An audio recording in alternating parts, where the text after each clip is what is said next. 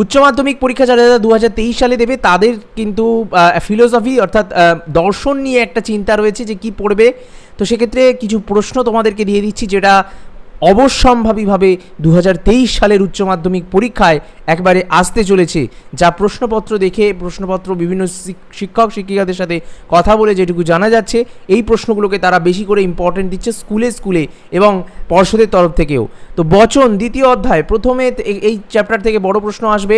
সেক্ষেত্রে প্রথম বড় প্রশ্ন, নিরপেক্ষ বচন বলতে কি বোঝো? গুণ ও পরিমাণ অনুযায়ী নিরপেক্ষ বচন শ্রেণীবিভাগ করো। একটি উদাহরণ দিয়ে নিরপেক্ষ বচনের অংশগুলি দেখাও।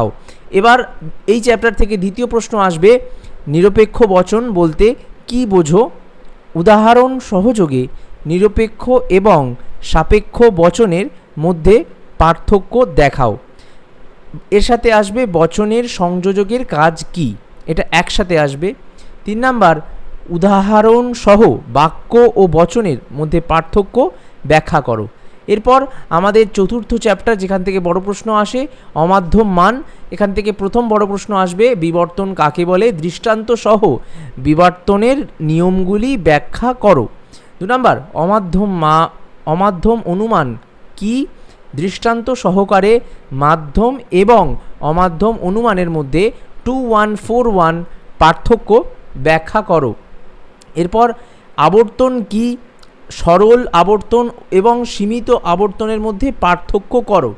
4 নাম্বার, মাধ্যম ও অমাধ্যম অনুমান কাকে বলে? অমাধ্যম অনুমানকে কি প্রকৃত অনুমান বলা যায়? 5 নাম্বার, বস্তুগত বিবর্তন বলতে কি বোঝো? বস্তুগত বিবর্তনকে কি প্রকৃত বিবর্তন বলা হয়? এরপর নিরপেক্ষ ন্যায় থেকে কিছু টিকা আসবে। প্রথম টিকা, অবৈধ সাধ্য দোষ, এটি পড়বে। নিরপেক্ষ ন্যায়, এটি পড়বে। তারপর মিলের পরীক্ষামূলক অনুসন্ধান পদ্ধতি থেকে মিলের অন্যই পদ্ধতিটি আলোচনা করতে দিতে পারে তার সংজ্ঞা, আকার, দৃষ্টান্ত, সুবিধা ও অসুবিধা একসাথে। এরপর রামবাবু যেদিনই বেড়াতে যান সেদিনই তার ঠান্ডা লাগে, আর যেদিন বেড়াতে যান না সেদিন তার ঠান্ডা লাগে না। সুতরাং বেড়াতে যাওয়াই রামবাবুর ঠান্ডা লাগার কারণ। যুক্তিটির ক্ষেত্রে কোন পদ্ধতিটি ব্যবহৃত হয়েছে?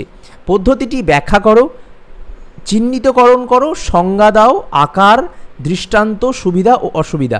এইটা কিন্তু তোমাদের প্রশ্নে অবশ্যই আসবে।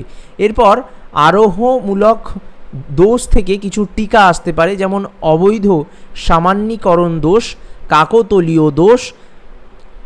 এর পাশাপাশি একটি দোষ আসবে, সেটা সহকার্যকে কারণ বলে মনে করার দোষ। তো বন্ধুরা, আশা করছি এই সাজেশানটি তোমরা পরীক্ষার জন্য তৈরি করবে। এই সাজেশান থেকে 90 থেকে 95% প্রশ্ন কিন্তু হুবহু কমন পড়তে চলেছে উচ্চ মাধ্যমিক 2023 সালের পরীক্ষার ক্ষেত্রে। অবশ্যই তোমরা পুরোটাকে সুন্দর করে খাতায় টুকে নিয়ে পরীক্ষার জন্য প্রিপারেশন নাও।